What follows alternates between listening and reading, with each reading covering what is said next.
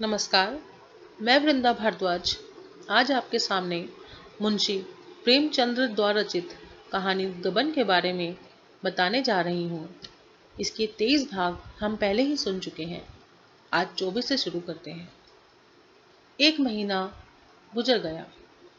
प्रयाग से सबसे अधिक छपने वाले दैनिक पत्र में एक नोटिस निकल रहा है जिसमें रमानाथ के घर लौट आने की प्रेरणा दी गई है और उसका पता लगा देने वाले आदमी को 500 रुपये इनाम देने का वचन दिया गया है, मगर अभी कहीं से कोई खबर नहीं आई। जालपा चिंता और दुख से घुलती चली जाती है। उसकी दशा देखकर दयानाथ को भी उस पर दया आने लगी। आखिर एक दिन उन्होंने दीनदयाल को लिखा, आप आकर बहू को कुछ दिन के लिए ले जाइए। दीनदयाल यह समाचार पाते ही घबराए हुए आए, पर जालपा ने मैके जाने के लिए इनकार कर दिया। दीनदयाल ने विस्मित होकर कहा, क्या यहाँ पड़े रहने से प्राण दे दोगी क्या? जालपा ने गंभीर स्वर में कहा, अगर प्राणों की इसी भांति जाना होगा तो कौन रोक सकता है। मैं अभी नहीं मरने की दादाजी। सच मानिए, अभागिनों के लिए वहां भी जगह नहीं है। दीनदयाल, आखिर चलने में हर्ज ही क्या है। शहजादी और बासंती दोनों आई हुई हैं। उनके साथ हंस बोलकर भी जी बहलता रहेगा। जालपा, यहाँ लाला और अम्मा जी को अकेले छोड़कर जाने का मेरा जी नहीं चाहता। जब रोना ही लिखा है तो रोऊंगी। दीनदयाल, यह बात कहाँ हुई? सुनते हैं कुछ कर्ज हो गया था। कोई कहता है सरकारी रकम खा गए थे। जालपा, जिसने जिसने आपसे यह कहा उसने सरासर झूठ कहा है। दीनदयाल, तो फिर क्यों चले गए? जालपा, यह मैं बिल्कुल नहीं जानती। मुझे बार बार खुद यही शंका होती है। दीनदयाल, लाला दयानाथ से तो झगड़ा नहीं हुआ? जालपा, लाला जी के सामने तो वह सिर तक नहीं उठाते, पान तक नहीं खाते, भला झगड़ा क्या करेंगे? उन्हें घूमने का शौक था। सोचा होगा यूं तो कोई जाने ना देगा, चलो भाग चले। दीनदयाल, शायद ऐसा ही हो। कुछ लोगों को इधर उधर भटकने की सनक होती है। तुम्हें यहाँ जो कुछ तकलीफ हो मुझसे साफ साफ कह दो। खर्च के लिए कुछ भेज दिया करूँगा। जालपा ने गर्व से कहा, मुझे कोई तकलीफ नहीं है दादाजी। आपकी दया से किसी चीज की कोई कमी नहीं है। दयानाथ और जागेश्वरी दोनों ने जालपा को समझाया, पर वह जाने पर राजी न हुई। तब दयानाथ झुंझला कर बोले, यह दिन भर पड़े पड़े रोने से तो अच्छा है कि चली जाओ। जालपा, क्या वह कोई दूसरी दुनिया है? यहाँ मैं वहाँ जाकर कुछ और हो जाऊंगी। और फिर रोने से क्यों डरूं? जब हंसना था तब हंसती थी, जब रोना है तो रोऊंगी। वह काले कोसों चले चले गए हों, पर मुझे तो हरदम यहीं बैठे दिखाई देते हैं। यहाँ वे स्वयं नहीं हैं, पर घर की एक एक चीज में बसे हुए हैं। यहाँ से जाकर तो मैं निराशा से पागल हो जाऊंगी। दीनदयाल समझ गए ये अभिमानिनी अपनी टेक ना छोड़ेगी। उठकर बाहर चले गए। संध्या समय चलते वक्त उन्होंने 50 रुपए का एक नोट जालपा की तरफ बढ़ाकर कहा, इसे रख लो, शायद कोई जरूरत पड़े। जालपा ने सिर हिलाकर कहा, मुझे इसकी जरूरत नहीं है दादाजी। हाँ, इतना चाहती हूँ आप मुझे आशीर्वाद दें। संभव है आपके आशीर्वाद से मेरा कल्याण हो। दीनदयाल की आंखों में आंसू भर आए। नोट वहीं चारपाई पर रखकर बाहर चले आए। कवार का महीना लग चुका था। मेघ के जल शून्य टुकड़े कभी कभी आकाश में दौड़ते नजर आ रहे थे। जालपा छत पर लेटी हुई उन मेघ खंडों की किलोरें देखा करती थी। चिंता व्यथित प्राणियों के लिए इससे अधिक मनोरंजन की और वस्तु क्या होगी। बादल के टुकड़े भांति भांति के रंग बदलते, भांति भांति के रूप बदलते, कभी आपस में प्रेम से मिल जाते, कभी इठक कर अलग अलग हो जाते, कभी दौड़ने लगते, कभी ठिठक जाते। जालपा सोचती, रमानाथ भी कहीं बैठे यही मेघ क्रीड़ा देखते होंगे। इस कल्पना में उसे विचित्र आनंद मिलता। किसी माली को अपने लगाए पौधों से, किसी बालक को अपने बनाए हुए घरौंदों से जितनी आत्मीयता होती है, कुछ वैसा ही अनुराग उसे उन आकाशगामी जीवों से होता था। विपत्ति में हमारा मन अंतर्मुखी हो जाता है। जालपा को अब यही शंका होती थी कि ईश्वर ने मेरे पापों को यह दंड दिया है। आखिर रमानाथ किसी का गला दबाकर ही तो रोज रुपए लाते थे, कोई खुशी से तो ना देते होगा। यह रुपए देखकर वह कितनी खुश होती थी। इन्हीं रुपयों से तो नित्य शौक श्रृंगार की चीजें आती रहती थी। उन वस्तुओं को देखकर अब उसका जी जलता था। यही सारे दुखड़ों का मूल है। इन्हीं के लिए तो उसके पति को विदेश जाना पड़ा। वे चीजें उसकी आंखों में अब कांटों की तरह गड़ती थी, उसके हृदय में शूल की तरह चुभती थी। आखिर एक दिन उसने इन चीजों को जमा किया।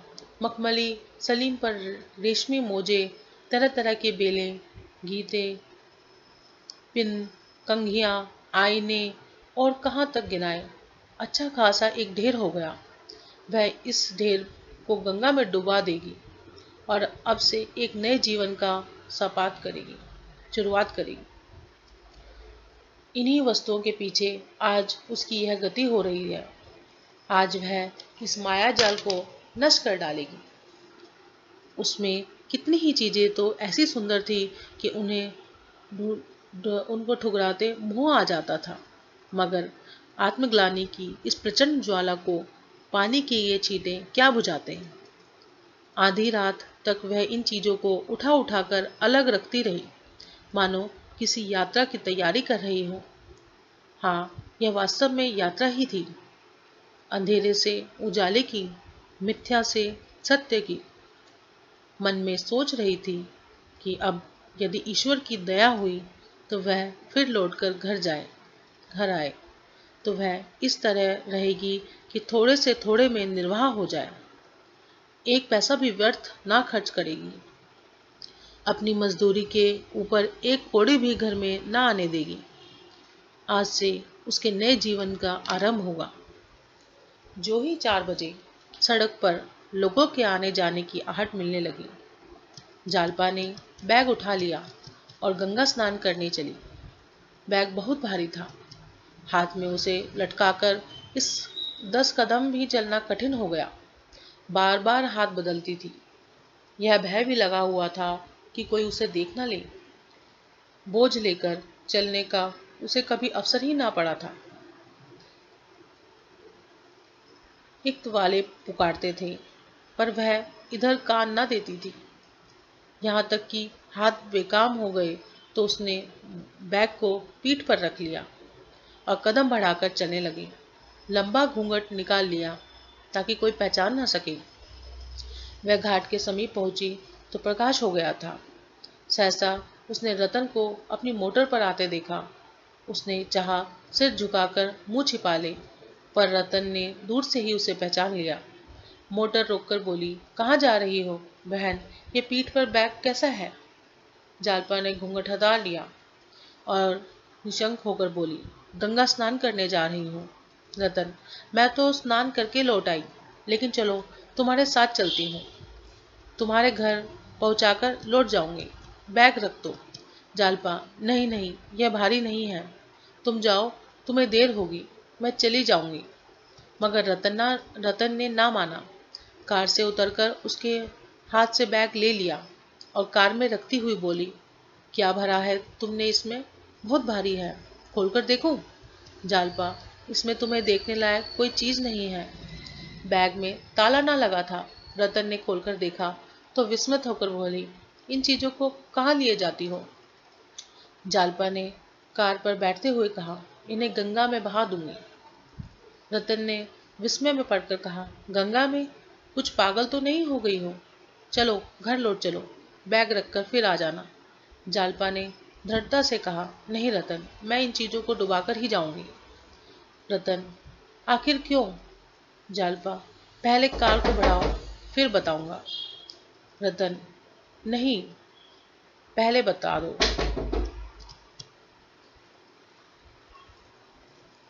रतन, आखिर क्यों?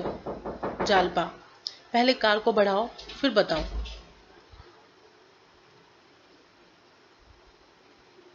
रतन, नहीं, पहले बता दो।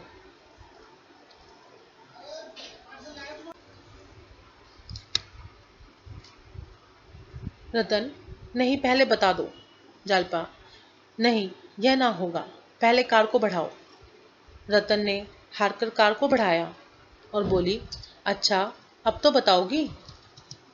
जालपा ने उल्हाने के भाव से कहा, इतनी बात तो तुम्हें खुद ही समझ लेनी चाहिए थी। मुझसे क्या पूछती हो? अब वे चीजें मेरे किस काम की हैं? इन्हें देख देख कर मुझे दुख होता है। जब देखने वाला ही ना रहा तो इन्हें रखकर क्या करूं? रतन ने एक लंबी सांस खींची और जालपा का हाथ पकड़कर कांपते हुए स्वर में बोली, बाबूजी के साथ तुम यहाँ बहुत बड़ा अन्याय कर रही हो। बहन, वे कितनी उमंग से इन्हें लाए होंगे। तुम्हारे अंगों पर इनकी शोभा देखकर कितना प्रसन्न हुए होंगे। एक एक चीज उनके प्रेम की एक एक स्मृति है।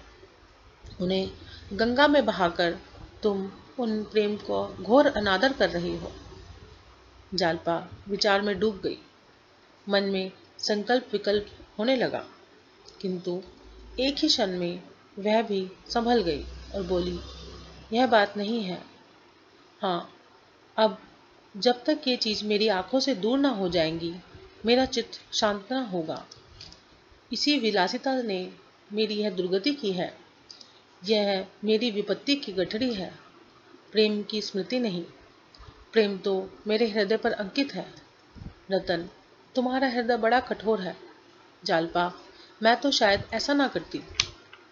जालपा, लेकिन मैं तो इन्हें अपनी विपत्ति का मूल समझती हूँ। एक क्षण चुप रहने के बाद वह बोली, उन्होंने मेरे साथ बड़ा अन्याय किया। बहन, जो पुरुष अपनी स्त्री को से कोई पर्दा रखता है, मैं समझती हूँ वह उससे प्रेम नहीं करता। मैं उनकी जगह पर होती तो यो तिलांजलि देकर ना भागती, अपने मन की सारी व्यथा कह सुनाती और जो कुछ करती उनकी सलाह से करती। स्त्री और पुरुष में दुराव कैसा? रतन ने गंभीर मुस्कान के साथ कहा, ऐसे पुरुष तो बहुत ही कम होंगे जो स्त्री से अपना दिल खोलते हों। जब तुम स्वयं दिल में चोरी रखती हो तो उन्हें क्यों आशा रखती हो कि वे तुमसे कोई पर्दा ना रखे? तुम ईमान से कह सकती हो कि तुमने उनसे पर्दा नहीं रखा।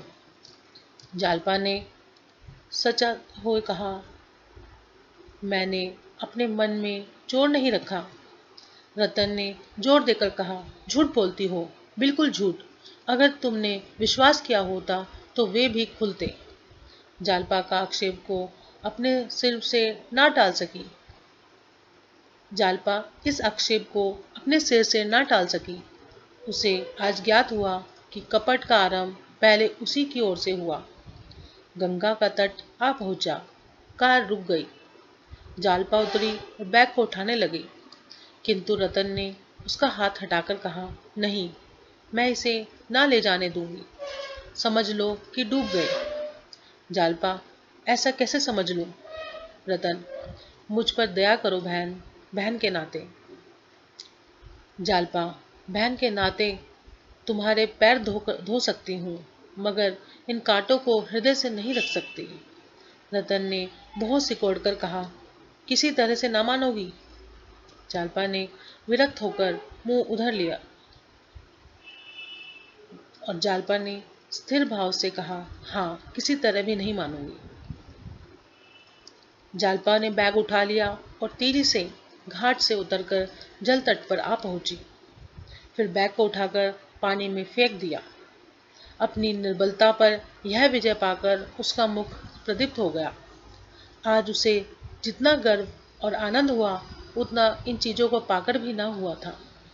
उन असंख्य प्राणियों में जो इस समय स्नान ध्यान कर रहे थे, कदाचित किसी को अपने अंतःकरण में प्रकाश का ऐसा अनुभव ना हुआ होगा, मानो प्रभात की सुनहरी ज्योति उसके रोम रोम में व्याप्त हो रही है।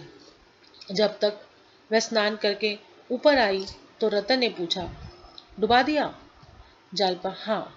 रतन, बड़ी निठुर हो। जालपा, यह निठुरता मन पर विजय पाती है। अगर कुछ दिन पहले निठुर हो जाती तो आज यह दिन नहीं क्यों आता। कार चल पड़ी। भाग 25। रमानाथ को कलकत्ता आए 2 महीने के ऊपर हो गए हैं। वह अभी तक देवी दीन के घर पड़ा हुआ है। उसे हमेशा यही धुन सवार रहती है कि रुपए कहाँ से आवे। तरह तरह के मंसूबे बांधता है, भांति भांति की कल्पनाएं करता है, पर घर से बाहर नहीं निकलता। हाँ, जब खूब अंधेरा हो जाता है तो वह एक बार मोहल्ले के वाचनालय में जरूर जाता है। अपने नगर और प्रांत के समाचारों के लिए उसका मन सदैव उत्सुक रहता है। उसने वह नोटिस देखी जो दयानाथ ने पत्रों में छपाई थी, पर उस पर विश्वास न आया। कौन जाने पुलिस ने उसे गिरफ्तार करने के लिए माया रची हो। रुपए भला किसने चुकाए हों। असंभव। एक दिन उसी पत्र में रमानाथ को जालपा का एक खत मिला। जालपा ने आग्रह और याचना से भरे शब्दों से उसे घर लौट आने की प्रेरणा की थी। उसने लिखा था, तुम्हारे जिम्मे किसी का कुछ बाकी नहीं है, कोई तुमसे कुछ ना कहेगा। रमा का मन चंचल हो उठा, लेकिन तुरंत ही उसे ख्याल आया, यह भी पुलिस की शरारत हो सकती है। जालपा ने यह पत्र लिखा, इसका क्या प्रमाण है? अगर यह भी मान लिया जाए कि रुपए घर वालों ने अदा कर दिए होंगे, तो क्या इस दशा में भी वह घर जा सकता है? शहर भर में उसकी बदनामी हो गई होगी, पुलिस में इत्तला ही की जा चुकी होगी। उसने निश्चय किया कि मैं नहीं जाऊंगा। जब तक कम से कम 5,000 रुपये हाथ में ना हो, मैं ना जाऊंगा। घर जाने का नाम ना लूंगा। और रुपए नहीं दिए गए हैं, पुलिस मेरी खोज में है, तो कभी कभी घर ना जाऊंगा, कभी नहीं। देवी दीन के घर में 2 कोठरियां थी और सामने के एक बरामदा था। बरामदे में दुकान थी। वह कोठरी में खाना बनता था। दूसरी कोठरी में बर्तन भांडे रखे हुए थे। ऊपर एक कोठरी थी और छोटी सी खुली हुई छत। रमा इसी ऊपर के हिस्से में रहता था। देवी दीन के रहने, सोने, बैठने का कोई विशेष स्थान न था। रात को दुकान बढ़ाने के लिए वही बरामदा शयन गृह बन जाता था। दोनों वहीं पड़े रहते थे। देवी दीन का काम चिलम भर पीना और दिन भर गप्पे लड़ाना था। दुकान का सारा काम बुढ़िया करती थी। मंडी जाकर माल लाना, स्टेशन से माल भेजना या लेना, यह सब वही कर लेती थी। देवी दीन ग्राहकों को पहचान तक नहीं था। थोड़ी सी हिंदी जानता था। बैठा बैठा रामायण, तोता मैना, रामलीला या माता मरियम की कहानी पढ़ा करता था। जब से रमा आ गया था, बूढ़े को अंग्रेजी पढ़ने का शौक हो गया। सवेरे ही प्राइमर लाकर बैठ जाता और 9-10 बजे तक अक्षर पढ़ता रहता। बीच बीच में लतीफ़े भी होते जाते, जिनका देवी दीन के पास अखंड भंडार है। मगर जग्गू को रमा का आसन जमाना अच्छा नहीं लगता। वह उसे अपना मुनीम तो बनाए हुए है, हिसाब किताब उसी से लिखवाती है, पर इतने से काम के लिए वह एक आदमी रखना व्यर्थ समझती है। यह काम तो वह ग्राहकों से या यूं ही करवा लेती है। उसे रमा को रखना खलता था, पर रमा इतना विनम्र, इतना सेवा तत्पर, इतना धर्मनिष्ठ कि वह स्पष्ट रूप से कोई आपत्ति नहीं कर सकती। हाँ, दूसरों पर रखकर श्लेष रूप से उसे सुनाकर दिल का गुबार निकालती रहती थी। रमा ने अपने को ब्राह्मण कह रखा था और उसी धर्म का पालन करता। ब्राह्मण और धर्मनिष्ठ बनकर वह दोनों प्राणियों का श्रद्धा पात्र बन सकता था। बुढ़िया के भाव और व्यवहार को वह खूब समझता है, पर करे क्या, भयाई करने पर मजबूर है। परिस्थिति ने उसके आत्मसम्मान का अपहरण कर डाला है। एक दिन रमानाथ वाचनालय में बैठा हुआ पत्र पढ़ रहा था कि एकाएक उसने रतन दिखाई पड़ गई। उसके अंदाज से मालूम होता था कि वह किसी को खोज रही है। 20 आदमी बैठे पुस्तकें और पत्र पढ़ रहे थे। रमा की छाती धधक कर करने लगी। वह रतन की आंखें बचाकर सिर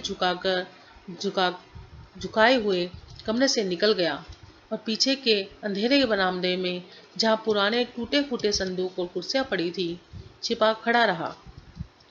रतन से मिलने और घर के समाचार पूछने के लिए उसकी आत्मा तड़प रही थी, पर मारे संकोच के सामने ना आ सकता था। आहा, कितनी बातें पूछने की थी, पर उनमें मुख्य यही थी कि जालपा के विचार उसके विषय में क्या है। उसकी निष्ठुरता पर रोती तो नहीं, उसकी उद्दंडता पर क्षुब्ध तो नहीं है, उसे धूर्त और बेईमान तो नहीं समझ रही, दुबली तो नहीं हो गई। और लोगों के क्या भाव हैं, क्या घर की तलाशी हुई, मुकदमा चला, ऐसी ही हजारों बातें जानने के लिए वह विकल हो रहा था। पर मुंह कैसे दिखाए। वह झांक झांक कर देखता रहा। जब रतन चली गई, मोटर चल दिया, तब उसकी जान में जान आई। उस दिन से 1 सप्ताह तक वाचनालय ना गया, घर से निकला तक नहीं। कभी कभी पड़े पड़े रमा का जी ऐसे घबराता कि पुलिस में जाकर सारी कथा कह सुनाए, जो कुछ होना है हो जाए। 1-2 साल की कैद इस आजीवन कारावास से तो अच्छी ही है। फिर नए सिरे से जीवन संग्राम में प्रवेश करेगा, हाथ पांव बचाकर काम करेगा। अपनी चादर के बाहर जो भर भी पांव न फैलाएगा। लेकिन एक ही क्षण में हिम्मत टूट जाती। इस प्रकार 2 महीने और बीत गए। पूस का महीना आया। रमा के पास जाड़ों का कोई कपड़ा ना था। घर से तो वह कोई चीज लाए ही ना था। यहाँ भी कोई चीज बनवा ना सकता था। अब तक तो उसने धोती ओढ़कर किसी तरह रातें काटी, पर पूस की कड़क दादे जाड़े लिहाफा या कंबल के बगैर कैसे कटते। बेचारा रात भर गठरी बना पड़ा रहता। जब बहुत सर्दी लगती तो बिछावन ओढ़ लेता। देवी दीन ने उसे एक पुरानी दरी बिछाने को दे दी थी। उसके घर में शायद यही सबसे अच्छा बिछावन था। इस श्रेणी के लोग चाहे 10,000 के गहने पहन लें, शादी ब्याह में 10,000 खर्च कर दें, पर बिछावन गुदड़ी ही रखेंगे। इस सड़ी हुई दरी से जाड़ा भला क्या जाता, पर कुछ ना होने से तो अच्छा ही था। रमा संकोचवश देवी दीन से कुछ कह ना सकता था, और देवी दीन भी शायद इतना बड़ा खर्च ना उठाना चाहता था। यह संभव है, इधर उसकी निगाह ही ना जाती, और जब दिल ढलने लगता तो रमा रात के कष्ट की कल्पना से भयभीत हो उठता था। मानो काली बला दौड़ती चली आती और रात को बार बार खिड़की खोलकर देखता कि सवेरा होने में कितनी देर कसर है। एक दिन शाम को वह वाचनालय जा रहा था तो उसने देखा एक बड़ी कोठी के सामने हजारों कंगले जमा है। उसने सोचा, यह क्या बात है, क्यों इतने आदमी जमा है। भीड़ के अंदर घुसकर देखा तो मालूम हुआ सेठ जी कंबलों का दान कर रहे हैं। कंबल बहुत घटिया थे, पतले और हद थे, पर जनता एक पर एक टूटी पड़ती थी। रमा के मन में आया, एक कंबल ले लूं। यहाँ मुझे कौन जानता है, अगर कोई जान भी जाए तो क्या हर्ज, गरीब ब्राह्मण अगर दान का अधिकारी नहीं तो कौन। लेकिन एक ही क्षण में उसका आत्मसम्मान जाग उठा। वह कुछ देर वहां खड़ा ताकता रहा, फिर आगे बढ़ा। उसके माथे पर तिलक देखकर मुनीम जी ने समझ लिया, यह ब्राह्मण है। इतने सारे कंगलों में ब्राह्मणों की संख्या बहुत कम थी। ब्राह्मणों को दान देने का पुण्य कुछ और ही है। मुनीम मन में प्रसन्न था कि एक ब्राह्मण देवता दिखाई तो दिए, इसलिए जब उसने रमा को जाते देखा तो बोला, पंडित जी कहाँ चले, कंबल तो लेते जाइए। रमा मारे संकोच के गड़ गया। उसके मुंह से केवल इतना ही निकला, मुझे इच्छा नहीं है। यह कहकर वह फिर बढ़ा। मुनीम जी ने समझा शायद कंबल घटिया देखकर देवता जी चले जा रहे हैं। ऐसे आत्मसम्मान वाले देवता उसे अपने जीवन में शायद कभी मिले ही ना थे। कोई दूसरा ब्राह्मण होता, दो चार चिकनी चुपड़ी बातें करता और अच्छे कंबल मांगता। यह देवता बिना कुछ कहे निर्व्याज भाव से चले जा रहे हैं तो अवश्य ही त्यागी जीव है। उसने लपक कर रमा का हाथ पकड़ लिया और बोला, आओ आओ तो महाराज, आपके लिए चोखा कंबल रखा है। यह तो कंगलों के लिए है। रमा ने देखा कि बिना मांगे एक चीज मिल रही है, जबरदस्ती गले लगाई जा रही है, तो वह दो बार और नहीं करके मुनीम के साथ अंदर चला गया। मुनीम ने उसे कोठी में ले जाकर तख्त पर बैठाया और एक अच्छा सा गबीज कंबल भेंट किया। रमा को संतोष प्रति का उस पर इतना प्रभाव पड़ा कि उसने 5 रुपए दक्षिणा भी देना चाहा, किंतु रमा ने उसे लेने से साफ इनकार कर दिया। जन्म जन्मांतर की संचित मर्यादा कंबल लेकर ही आहत हो उठी थी। दक्षिणा के लिए हाथ फैलाना उसके लिए असंभव हो गया। मुनीम ने चकित होकर कहा, आप यह भेंट ना स्वीकार करेंगे तो सेठ जी को बड़ा दुख होगा। रमा ने विरक्त होकर कहा, आपके आग्रह से मैंने कंबल ले लिया, पर दक्षिणा नहीं ले सकता। मुझे धन की आवश्यकता नहीं है। जिस सज्जन के घर टिका हुआ हूँ वह मुझे भोजन देते हैं और मुझे लेकर क्या करना है। सेठ जी ना मानेंगे, आप मेरी ओर से क्षमा मांग लीजिएगा। आपके त्याग को धन्य है। ऐसे ही ब्राह्मणों से धर्म की मर्यादा बनी हुई है। कुछ देर बैठिए तो सेठ जी आते होंगे, आपके दर्शन पाकर बहुत प्रसन्न होंगे। ब्राह्मणों के परम भक्त हैं और त्रिकाल संध्या वंदन करते हैं। महाराज 3 बजे रात को गंगा तट पर पहुंच जाते हैं और वहां से आकर पूजा पर बैठ जाते हैं। 10 बजे भागवत का पारायण करते हैं, भोजन पाते हैं, तब कोठी में आते हैं। 3-4 बजे फिर संध्या करने चले जाते हैं। 8 बजे थोड़ी देर के लिए फिर आते हैं। 9 बजे ठाकुर द्वार में कीर्तन सुनते हैं और फिर संध्या करके भोजन पाते हैं। थोड़ी देर में आते ही होंगे। आप कुछ देर बैठे तो बड़ा अच्छा हो। आपका स्थान कहाँ है? रमा ने प्रयाग न बताकर काशी बतलाया। इस पर मुनीम जी का आग्रह और बढ़ा, पर रमा को यह शंका हो रही थी कि कहीं सेठ जी ने कोई धार्मिक प्रसंग छेड़ दिया तो सारी कलई खुल जाएगी। किसी दूसरे दिन आने का वचन देकर उसने पिंड छुड़ाया। 9 बजे वह वाचनालय से लौटा तो डर रहा था कि कहीं देवी दीन ने कंबल देखकर पूछा कहाँ से लाए तो क्या जवाब दूंगा। कोई बहाना कर दूंगा, कह दूंगा एक पहचान की दुकान से उधार लाया हूँ। देवी दीन ने कंबल देखते ही पूछा, सेठ करोड़ीमल के यहाँ पहुँच गए क्या महाराज? रमा ने पूछा, कौन सेठ करोड़ीमल? अरे वही जिसकी वह बड़ी लाल कोठी है। रमा कोई बहाना ना कर सका, बोला, हाँ मुनीम जी ने पिंड ही ना छोड़ा, बड़ा धर्मात्मा जीव है। देवी दीन ने मुस्कुराकर कहा, बड़ा धर्मात्मा, उसी के थामे तो यह धरती थमी है, नहीं तो अब तक सिमट गई होती।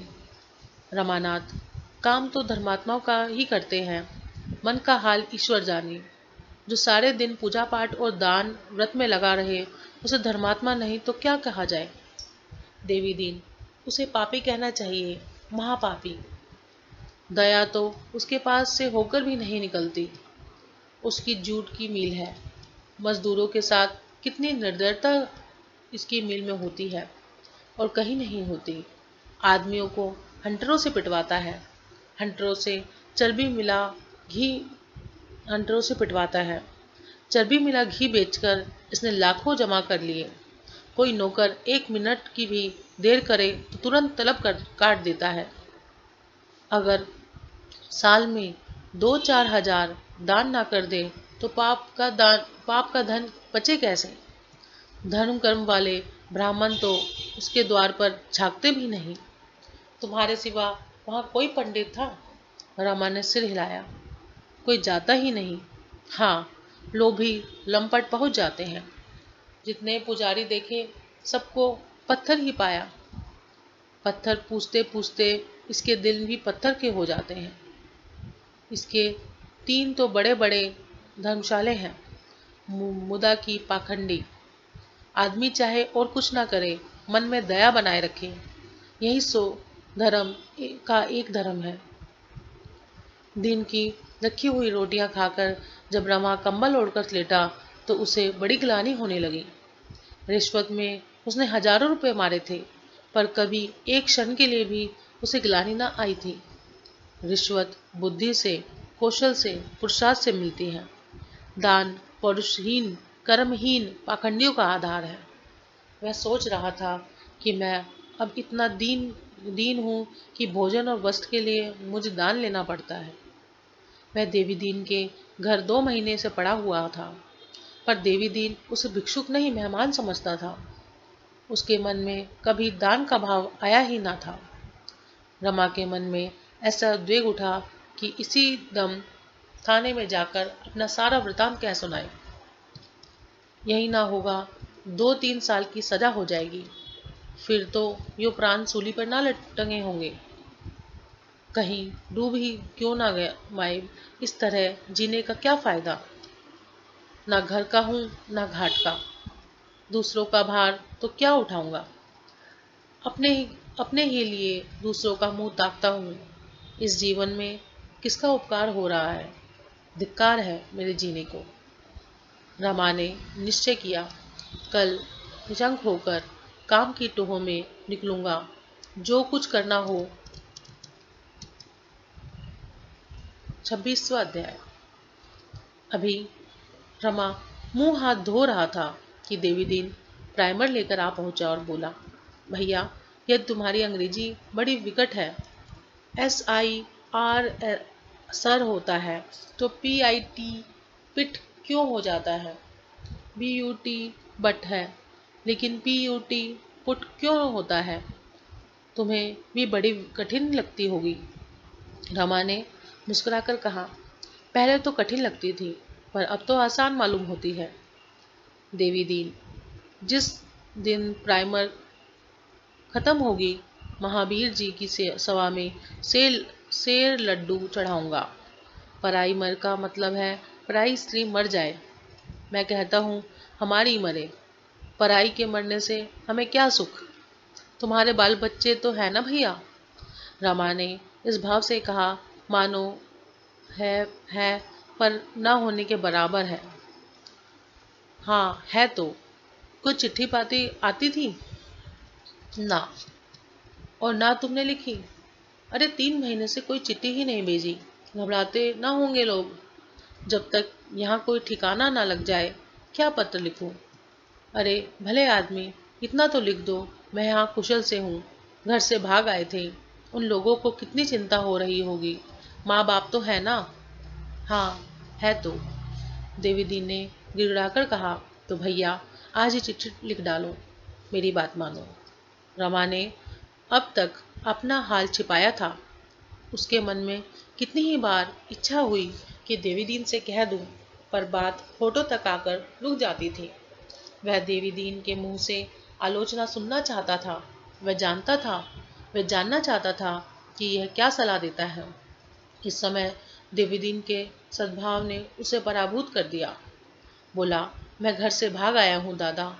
देवी दीन ने मूंछों में मुस्कुराकर कहा, यह तो मैं जानता हूँ। क्या बाप से लड़ाई हो गई? नहीं। माँ ने कुछ कहा होगा? यह भी नहीं। तो फिर घरवाली से ठन गई होगी। वह कहती होगी मैं अलग रहूंगी। तुम कहते होगे मैं अपने माँ बाप से अलग ना रहूंगा। या गहने के लिए जिद करती होगी, नाक में दम कर दिया होगा। क्यों? रमा ने लज्जित होकर कहा, कुछ ऐसी बात थी दादा, वह तो गहनों की बहुत इच्छुक ना थी, लेकिन पा जाती थी तो प्रसन्न हो जाती थी, और मैं प्रेम की तरंग में आगा पीछा कुछ ना सोचता था। देवी दिन के मुंह से मानो आप निकल आया, सरकारी रकम तो नहीं उड़ा दी। रमा को रोमांच हो आया, छाती धक से हो गई। वह सरकारी रकम की बात उसने छिपाना चाहता था। देवी दीन के इस प्रश्न ने मानो उस पर छापा मार दिया। वह कुशल सैनिक की भांति अपनी सेना को घटिया से और जासूसों की आंख बचाकर निकाल ले जाना चाहता था, पर इस छापे ने उसकी सेना को अस्त व्यस्त कर दिया। उसके चेहरे का रंग उड़ गया। वह एकाएक कुछ निश्चय न कर सका कि मैं क्या जवाब दूं। देवी दीन ने उसके मन का भाव भाप कर कहा, प्रेम बड़ा विडम्ब होता है भैया, बड़े बड़े चूक जाते हैं। तुम तो अभी लड़के हो। गबन के हजारों मुकदमे हर साल होते हैं। तहकीकात की जाए तो सबका कारण एक ही होगा, गहना। 10-20 वारदात तो मैं आंखों से देख चुका हूँ। यह रोग ही ऐसा है। औरत मुंह से तो यही कही जाती है कि यह क्यों लाए, रुपए कहाँ से आवेंगे, लेकिन उसका मन आनंद से नाचने लगता है। यही एक डाक बाबू रहते थे, बेचारे ने छुरी से गला काट लिया। एक दूसरे मियाँ साहब को मैं जानता हूँ, जिनको 5 साल की सजा हो गई, जेल में ही मर गए। एक तीसरे पंडित जी को जानता हूँ, जिन्होंने अफीम खाकर जान दे दी। बुरा रोग है, दूसरों को क्या कहूँ। मैं ही 3 साल की सजा काट चुका हूँ। जवानी की बात है, जब इस बुढ़िया पर जोबन था, ताकती थी तो मानो कलेजे पर तीर चला देती थी। मैं डाकिया था, मनी ऑर्डर तकसीम किया करता था। यह कानों के झुमकों के लिए जान खा रही थी, कहती थी सोने की ही लूंगी। इसका बाप चौधरी था, मेवी की दुकान थी। मिजाज बढ़ा हुआ था, मुझ पर प्रेम का नशा छाया हुआ था। अपनी आमदनी की डींगे मारता रहता था। कभी फूल के हार लाता, कभी मिठाई, कभी अतर फुलेलब। शहर का हल्का था, जमाना अच्छा था, दुकानदारों से भी चीज मांग लेता, मिल जाती थी। आखिर मैंने एक मनी ऑर्डर पर झूठे दस्तखत बनाकर रुपए उड़ा लिए। कुल 30 रुपए थे। झुमके लाकर इसे दिए।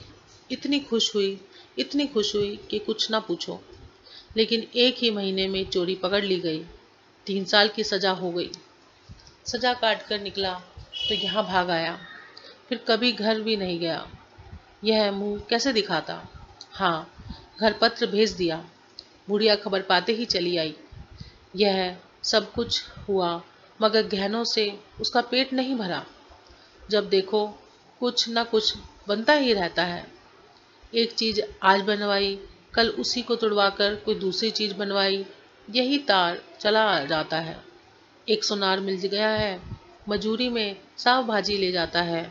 मेरी तो सलाह है, घर पर एक खत लिख दो, लेकिन पुलिस तो तुम्हारी टोह में होगी। कहीं पता मिल गया तो काम बिगड़ जाएगा। मैं ना किसी से एक खत लिखवा कर भेज दूं। रमा ने आग्रहपूर्वक कहा, नहीं दादा, दया करो, अनर्थ हो जाएगा। पुलिस से ज्यादा तो मुझे घर वालों का भय है। देवी दीन, घर वाले खबर पाते ही आ जाएंगे, यह चर्चा ही ना उठेगी।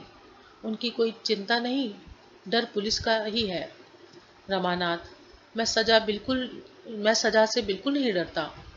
तुमसे कहा नहीं, एक दिन मुझे वाचनालय में जान पहचान की एक स्त्री दिखाई दी। हमारे घर बहुत आती जाती थी। मेरी स्त्री से बड़ी मित्रता थी। एक बड़े वकील की पत्नी है।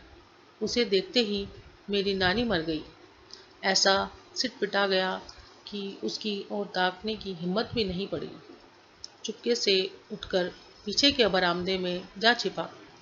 अगर उस वक्त उससे 2-4 बातें कर लेता तो घर का सारा समाचार मालूम हो जाता, और मुझे यह विश्वास है कि वह इस मुलाकात की किसी से चर्चा भी ना करती, मेरी पत्नी से भी ना कहती, लेकिन मेरी हिम्मत ही ना पड़ी।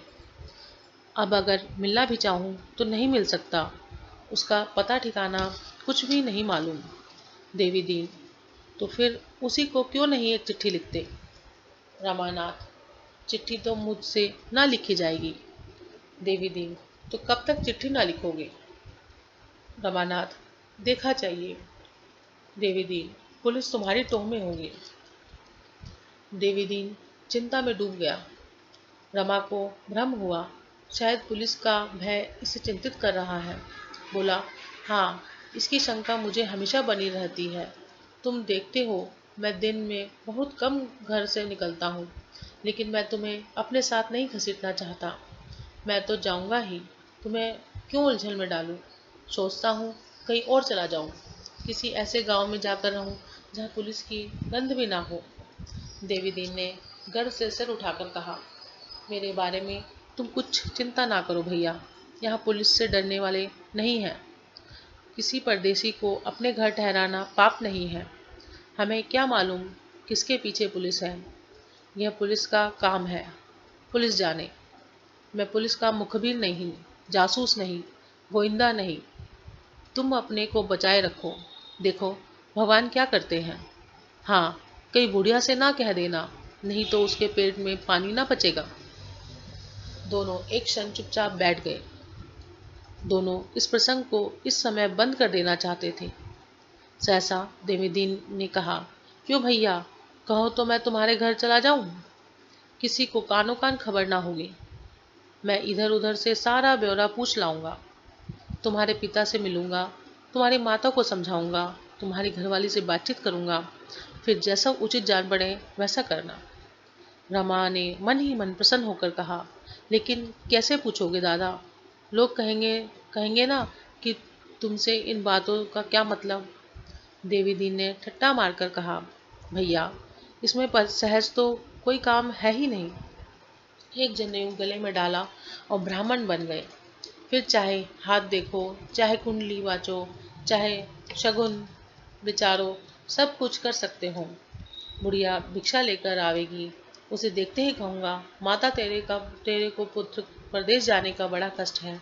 क्या तेरा कोई पुत्र विदेश गया है? इतना सुनते ही घर भर के लोग आ जाएंगे। वह भी आवेगी, उसका हाथ देखूंगा। इस बात से मैं पक्का हूँ भैया, तुम निश्चिंत रहो। कुछ कमा लाऊंगा, देख लेना। माघ मेला भी होगा, स्नान करता भी आऊंगा। रमा की आंखों मनोल्लास से चमक उठी। उसका मन मधुर कल्पनाओं के संसार में जा पहुंचा। जालपा उसी वक्त रतन के पास दौड़ी जाएगी। दोनों भांति भांति के प्रश्न करेंगी। क्यों बाबा, वह कहाँ गए?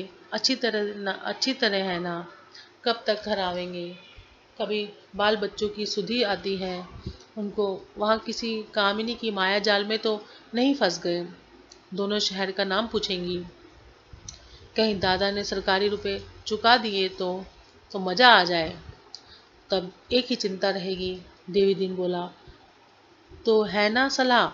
रमानाथ, कहाँ जाएंगे दादा, कष्ट होगा। रमा ने, माघ का स्नान भी तो करूँगा, कष्ट के बिना कहीं पुण्य मिलता है। मैं तो कहता हूँ तुम भी चलो, मैं वहाँ सब रंग ढंग देख लूँगा। अगर देखने का की मामला टिचन है तो चैन से घर चले जाना। कोई खटका मालूम हो तो मेरे साथ लौट आना। रमा ने हंसकर कहा, कहाँ की बात करते हो दादा, मैं यूँ कभी ना जाऊँगा। स्टेशन पर उतरते ही कहीं पुलिस का सिपाही पकड़ ले तो बस। देवी दीन ने गंभीर होकर कहा, सिपाही क्या लेगा? दिल लगी है? मुझसे कहो, मैं प्रयागराज के थाने में ले जाकर खड़ा कर दूं। अगर कोई तिरछी आंखों से भी देख ले तो मूछ मुंडा लूं। ऐसी बात भला सैकड़ों खूनियों को जानता हूँ जो यहाँ कलकत्ता में रहते हैं। पुलिस के अफसरों के साथ दावतें खाते हैं। पुलिस उन्हें जानती है, फिर भी उनका कुछ नहीं कर सकती। रुपए में बड़ा बल है भैया। रमा ने कुछ जवाब ना दिया। उसके सामने यह नया प्रश्न आ खड़ा हुआ, जिन बातों को वह अनुभव न होने के कारण महाकष्ट साक्य समझता था, उन्हें इस बूढ़े ने निर्मूल कर दिया। और बूढ़ा शेखीबाजों में नहीं है। वह मुंह से जो कहता है उसे पूरा करके दिखाने का सामर्थ्य रखता है। उसने सोचा, तो क्या मैं सचमुच देवी दीन के साथ घर चला जाऊं? यहाँ कुछ रुपए मिल जाते तो नए सूट बनवा लेता, फिर शान से जाता। वह उस अवसर की कल्पना करने लगा जब वह नया सूट पहने हुए घर पहुंचेगा। उसे देखते ही गोपी और विशंबरा दौड़ेंगे। भैया आए, भैया आए। दादा निकल आएंगे। अम्मा को पहले विश्वास ना आएगा, मगर जब दादा जाकर कहेंगे हाँ आ तो गए, तो वह रोती हुई द्वार की ओर चलेगी। उसी वक्त मैं पहुंचकर उनके पैरों में फिर पड़ूंगा। जालपा वहां ना आएगी, वह मान किए बैठी रहेगी। रमा ने मन ही मन वह वाक्य भी सोचा। सोच लिए जो जालपा को मनाने के लिए कहेगा। शायद रुपए की चर्चा ही ना आए। इस विषय पर कुछ कहते हुए सभी को संकोच होगा। अपने प्रियजनों से जब कोई अपराध हो जाता है तो हम उघाड़ कर उसे दुखी नहीं करते, चाहते हैं कि उस बात को उसे ध्यान ही ना जाए। उसके लिए ऐसा व्यवहार करते हैं कि उसे हमारी ओर से जरा भी भ्रम ना हो, वह भूलकर भी यह ना समझे कि मेरी अपकीर्ति हो रही है। देवी दीन ने पूछा, क्या सोच रहे हो, चलोगे ना? रमा ने दबी आवाज में से कहा, तुम्हारी इतनी दया तो चलूंगा, मगर पहले तुम्हें मेरे घर जाकर पूरा पूरा समाचार लाना पड़ेगा। अगर मेरा मन ना भरा तो मैं लौट जाऊंगा। देवी दीन ने दृढ़ता से कहा, मंजूर। रमा ने संकोच से आंखें नीची करके कहा, एक बात और है। देवी दीन, क्या बात है? मुझे कुछ कपड़े बनवाने पड़ेंगे, बन जाएंगे। मैं घर पहुंचकर तुम्हें तुम्हारे रुपए दिला दूंगा और मैं तुम्हारी गुरु दक्षिणा भी वहीं दे दूंगा। गुरु दक्षिणा भी मुझी को देनी पड़ेगी मुझे। मैंने तुम्हें 4 हरफ अंग्रेजी पढ़ा दिए। तुम्हारे इससे कोई उपकार ना होगा। तुमने मुझे पाठ पढ़ाए हैं, उन्हें मैं उम्र भर नहीं भूल सकता। मुंह पर बड़ाई करना खुशामद है, लेकिन दादा माता पिता के बाद जितना प्रेम मुझे तुमसे मिला उतना ही और किसी से नहीं मिला। तुमने ऐसे गाढ़े समय मेरी बाह पकड़ी जब मैं बीच धार में बहा जा रहा था। ईश्वर ही जाने अब तक मेरी क्या गति होती, किस घाट पर लगा होता।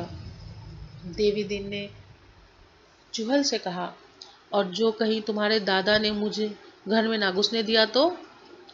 रमा ने हंसकर कहा, दादा तुम्हें अपना बड़ा भाई समझेंगे, तुम्हारी इतनी खातिर करेंगे कि तुम ऊब जाओगे। जालपा तुम्हारे चरण धो धो के पिएगी, तुम्हारी इतनी सेवा करेगी कि जवान हो जाओगे। देवी दीन ने हंसकर कहा, तब तो बुढ़िया ढहा के मारे जल मरेगी। मानेगी नहीं, नहीं तो मेरा जी चाहता है कि हम दोनों यहाँ से अपना डेरा डंडा लेकर चलते और वहीं अपनी सिर की तानते। तुम लोगों के साथ जिंदगी के बाकी दिन आराम से कट जाते, मगर इस चुड़ैल से कलकत्ता ना छोड़ा जाएगा। तो बात पक्की हो गई ना? हाँ, पक्की ही है। दुकान खुले तो चलें। कपड़े लौवेम आज ही सिलने को दे दे। देवी दीन के चले जाने के बाद रमा बड़ी देर तक आनंद कल्पनाओं में मग्न बैठा रहा। जिन भावनाओं को उसने कभी मन में आश्रय ना दिया था, जिनकी गहराई और विस्तार और उद्वेग से वह इतना भयभीत था कि उसमें फिसलकर डूब जाने के भय से चंचल मन को उधर भटकने भी ना देता था, उसी अथाह और अछोर कल्पना सागर में वह आज स्वच्छंद रूप से क्रीड़ा करने लगा। उसे अब एक नौका मिल गई थी। वह त्रिवेणी की सैर, वह अल्फ्रेड पार्क की बहार, वह खुसरो बाग का आनंद, वह मित्रों के जलसे सब याद आकर हृदय को गुदगुदाने लगे। रमेश उसे देखते ही गले लिपट जाएंगे। मित्रगण पूछेंगे, कहाँ गए थे यार, खूब सैर की। रतन उसकी खबर पाते ही दौड़ी आएगी और पूछेगी, तुम कहाँ ठहरे थे बाबूजी? मैंने सारा कलकत्ता छान मारा। फिर जालपा की मान प्रतिमा सामने आ खड़ी हुई। सहसा देवी दीन ने आकर कहा, भैया 10 बज गए हैं, चलो बाजार होते आवे। रमा ने चौंक कर पूछा, क्या 10 बज गए? देवी दीन, 10 नहीं 11 का अमल होगा। रमा चलने को तैयार हुआ, लेकिन द्वार तक आकर रुक गया। देवी दीन ने पूछा, क्यों खड़े, कैसे हो गए? तुम ही चले जाओ, मैं जाकर क्या करूँगा? क्या डर रहे हो? नहीं, डर नहीं रहा हूँ, मगर क्या फ़ायदा? मैं अकेले जाकर क्या करूँगा? मुझे क्या मालूम तुम्हें कौन कपड़ा पसंद, चलकर अपनी पसंद से ले लो, वहीं दर्जी को दे देंगे। तुम जैसा कपड़ा चाहे ले लो, मुझे सब पसंद है। तुम्हें डर किस बात का है? पुलिस तुम्हारा कुछ नहीं करेगी, कोई तुम्हारी तरफ ताकेगा भी नहीं।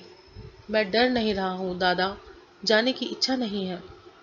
डर नहीं रहे तो क्या कर रहे हो कि तुम्हें कुछ ना होगा, कुछ ना कहेगा, इसका मेरा जिम्मा है। मुदा तुम्हारी जान निकल जाती है। देवी दीन ने बहुत समझाया, आश्वासन दिया, पर अम्मा जाने पर राजी न हुआ। वह डरने से कितना इनकार करे, पर उसकी हिम्मत घर से बाहर निकलने की ना पड़ती थी। वह सोचता था, अगर किसी सिपाही ने पकड़ लिया तो देवीदीन क्या कर लेगा। माना सिपाही से इसका परिचय भी हो तो वह आवश्यक नहीं कि उसके सरकारी मामले में उसकी निवाह हो सके। यह निकेत खुशामद करके रह जाएगी मेरे सिर। अब कहीं पकड़ा जाऊं तो प्रयाग के बदले जेल जाना पड़े। आखिर देवीदीन लाचार होकर अकेला ही गया। देवीदीन घंटे भर में लौटा तो देखा रमा छत पर टहल रहा है। बोला, कुछ खबर है? के बज गए? 12 का अमल है। आज रोटी ना बनाओगे क्या? घर जाने की खुशी में खाना पीना ही छोड़ दोगे? रमा ने झेप कर कहा, बना दूंगा दादाजी, जल्दी क्या है? यह देखो नमूने लाया हूँ, इसमें जौन सा पसंद कर लो ले लूं।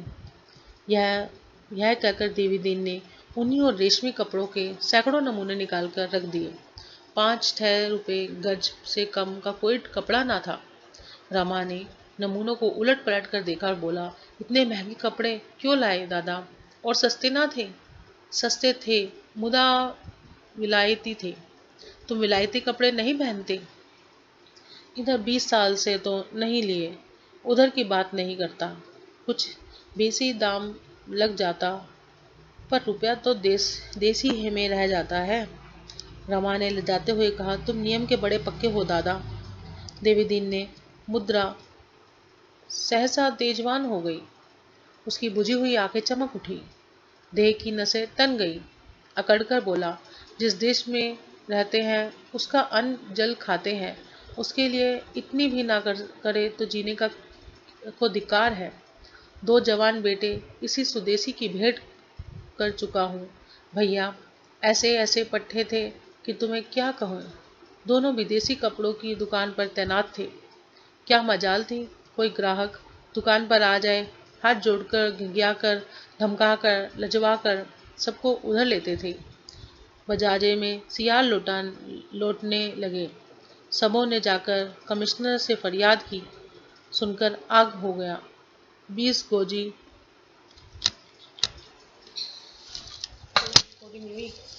Oh shit.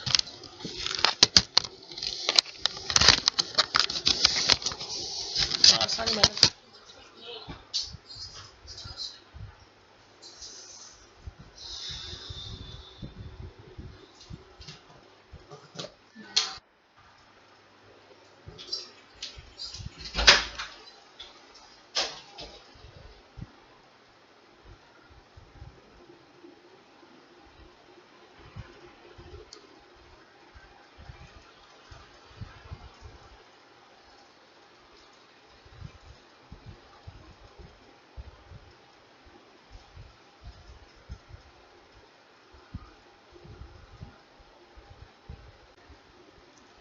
गौरव ने दोनों भाइयों से कहा, यहाँ से चले जाओ।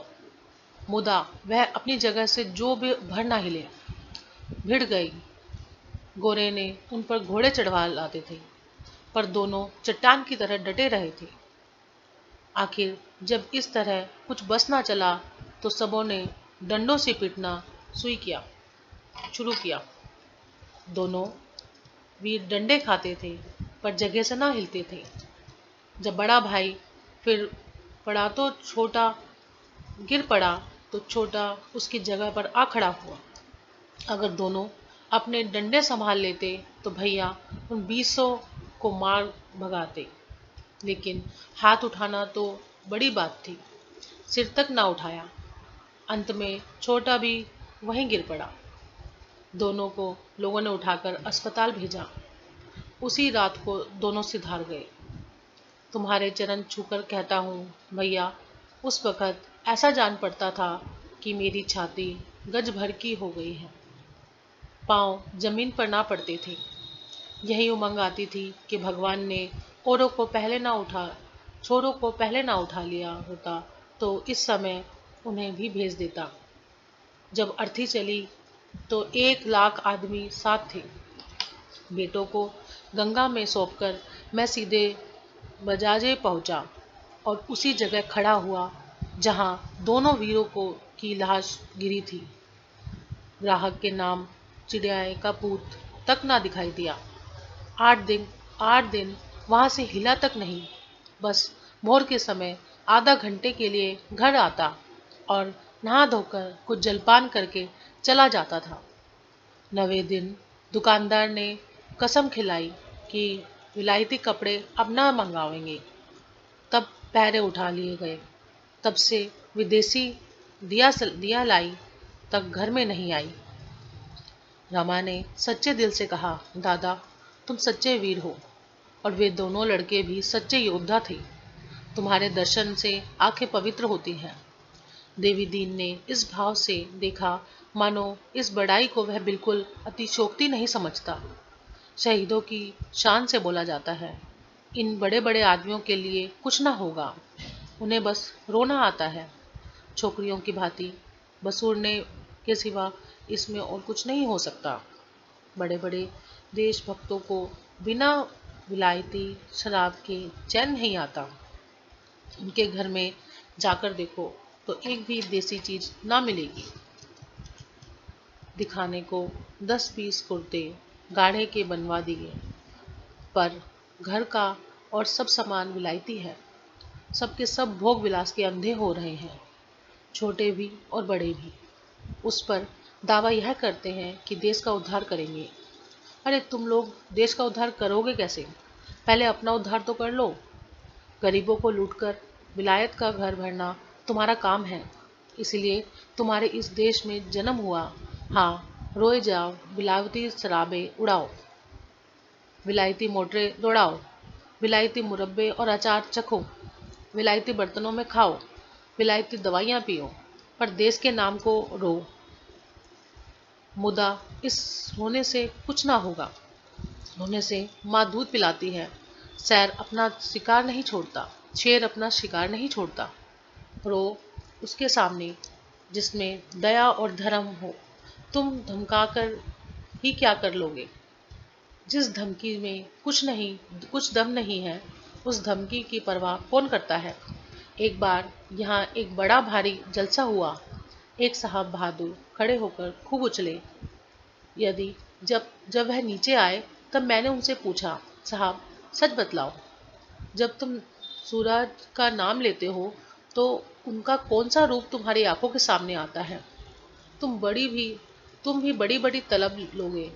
तुम भी अंग्रेजों की तरह बंगलों में रहोगे, पहाड़ों की हवा खाओगे, अंग्रेजी ठाट बनाए घूमोगे। इस सूरज में देश का क्या कल्याण होगा? तुम्हारी और तुम्हारी भाई बंधुओं की जिंदगी भले ही आराम से ठाट में गुजरे, पर देश का तो कोई भला ना होगा। बस बंगले झांकने लगे। तुम दिन में 5 बेर खाना चाहते हो, और वह भी बढ़िया माल। गरीब किसान को 1 जून सूखा चबेना भी नहीं मिलता। उसी का रक्त चूसकर तो सरकार तुम्हें मुफ्त देती है। तुम्हारा ध्यान कभी उसकी ओर जाता ही नहीं। अभी तुम्हारा राज नहीं है, तब तो तुम भोग विलास पर इतना मरते हो। जब तुम्हारा राज हो जाएगा तब तुम गरीबों को पीसकर भी पी जाओगे। रमाभद्र समाज पर यह आक्षेप ना सुन सका। आखिर वह भी तो भद्र समाज का ही एक अंग था। बोला, यह बात तो नहीं है दादा कि पढ़े लिखे लोग किसानों का ध्यान नहीं रखते। उसमें से कितने ही खुद किसान थे या हैं। उन्हें अगर विश्वास हो जाए कि हमारे कष्ट उठाने में से किसानों का कोई उपकार होगा तो बचत होगी, वह किसानों के लिए खर्च की जाएगी, तो वह खुशी से कम वेतन पर काम करेंगे। लेकिन जब वह देखते हैं कि बचत दूसरे हड़प जाते हैं तो वह सोचते हैं कि अगर दूसरों को ही खाना है तो हम क्यों ना खाएं। देवी दीन तो सूरज मिलने पर 10-10, 5-5 हजार के अफसर नहीं रहेंगे, वकील की लूट नहीं रहेगी, पुलिस की लूट बंद हो जाएगी। एक क्षण के लिए रमा सिटपिटा गया। इस विषय में उसने खुद कभी विचार न किया था, मगर तुरंत ही उसे जवाब सूझ गया। बोला, दादा, तब तो सभी काम बहुमत से होगा। अगर बहुमत कहेगा कि कर्मचारी के वेतन घटा दिया जाए तो घट जाएंगे। देहातों के संगठनों के लिए बहुमत जितने रुपए मांगेगा मिल जाएंगे। कुंजी बहुमत के हाथ में रहेगी पूंजी बहुमत के हाथ में रहेगी। और अभी 10-5 बरस चाहे ना हो, लेकिन आगे चलकर बहुमत किसानों को मंजूरों को ही हो जाएगा। देवी दीन ने मुस्कुराकर कहा, भैया, तुम भी इन बातों को समझते हो। यही मैंने भी सोचा था। भगवान करे कुछ दिन और जीऊं। मेरा पहला सवाल यह होगा कि विलायती चीज़ों पर दुगना महसूल लगाया जाए और मोटरों पर चौगुना। अच्छा, जब भोजन बनाओ, सांझ को चलकर कपड़े दर्जी को दे देंगे। मैं भी जब तक खा लूं। शाम को देवी दीन ने आकर कहा, चलो भैया, अब तो अंधेरा हो गया। रमा सिर पर हाथ धरे बैठा हुआ था। मुख पर उदासी छाई हुई थी। बोला, दादा, मैं घर ना जाऊंगा। देवी दीन ने चकित होकर पूछा, क्यों, क्या बात हुई? रमा की आंखें सजल हो गई। बोला, कौन सा मुंह लेकर जाऊं दादा, मुझे तो डूब मरना चाहिए। यह कहते हुए वह खुलकर रो पड़ा। वह वेदना जो अब तक मूर्छित पड़ी थी, शीतल जल में यह छींटे पाकर सचेत हो गई और उसके क्रदन ने रमा के सारे अस्तित्व को छेद डाला। इसी क्रदन के भय से वह उसे छेड़ता न था, उसे सचेत करने की चेष्टा न करता था। संयमित विस्मृति से उसे अचेत ही रहना चाहता था, मानो कोई दुखिनी माता अपने बालक को इसलिए जगाते डरती हो कि वह तुरंत खाने को मांगेगा। अब तक हमने जो भी अध्याय कर लिए हैं, अब शेष हम आगे क्या उसमें करेंगे।